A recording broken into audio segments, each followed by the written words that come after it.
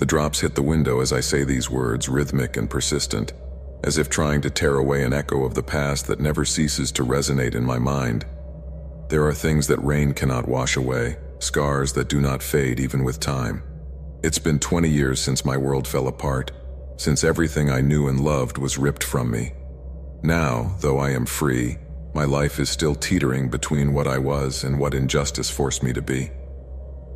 That night began like any other, with the routine of work marking my days. I remember leaving late, tired, but eager to get home. The air was charged with that smell of wet earth that always accompanies storms. The road back was slippery, the streetlights were shaking in the downpour. Little did I know that as I crossed the threshold of my door, my life would change forever.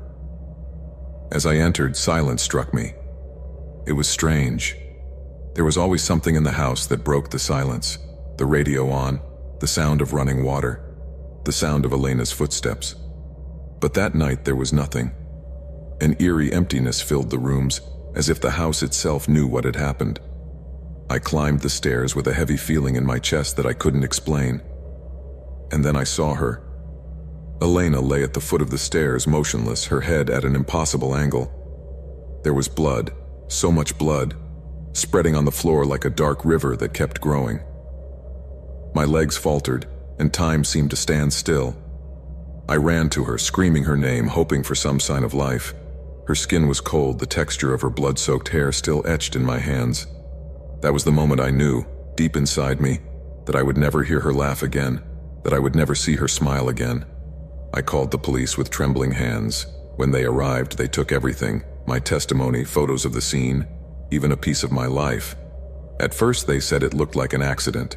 After all, who would have wanted to hurt her? But the autopsy revealed what I couldn't understand. The injuries were not consistent with a simple fall. The marks on her neck and the fractures in her ribs told a different story, one that involved violence, a struggle. Someone had been there that night. It didn't take long for them to point the finger at me.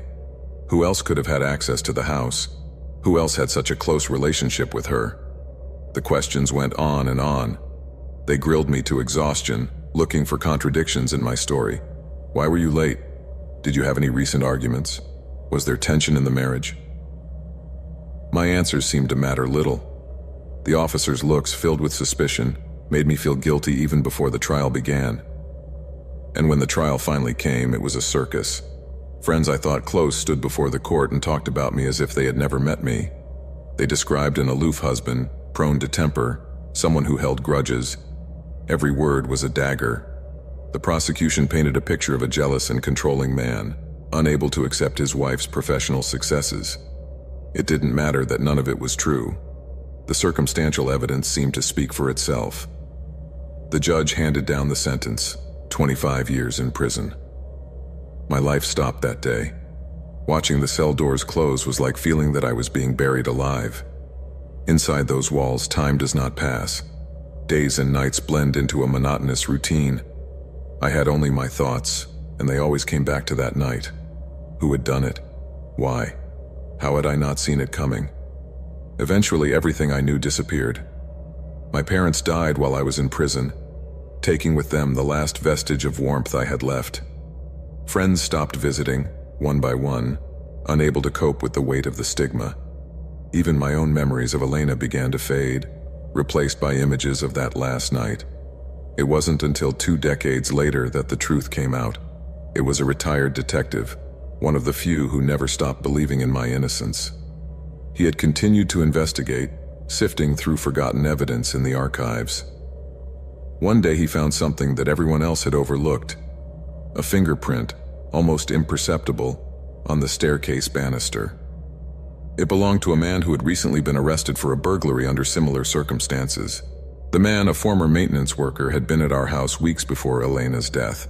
According to the new evidence, he returned that night to steal, but Elena surprised him. In the struggle, he pushed her down the stairs, sealing his fate and in the process destroying mine. My release came with more doubt than relief. I left the prison as a stranger in a world I no longer recognized. The house where we lived was empty, stripped of everything that once made it a home. Seeing it again was like opening a wound that had never healed.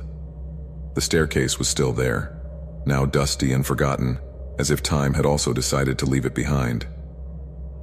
Today I try to rebuild what is left of me. I live in a small apartment, a place without history, where I can avoid the shadows of the past. But the pain does not go away. Some nights, when the rain hits the window, I close my eyes and allow myself to remember. I imagine what it would have been like if that night had never happened, if Elena were still here, if we had grown old together. But there is no going back. The past is written and all I have left is the present. One day at a time, I try to make sense of it all. Maybe I never will. Maybe my life will always be an echo of what could have been. The rain keeps falling, tireless like time itself, taking with it the marks of the present but leaving those of the past indelible in my soul.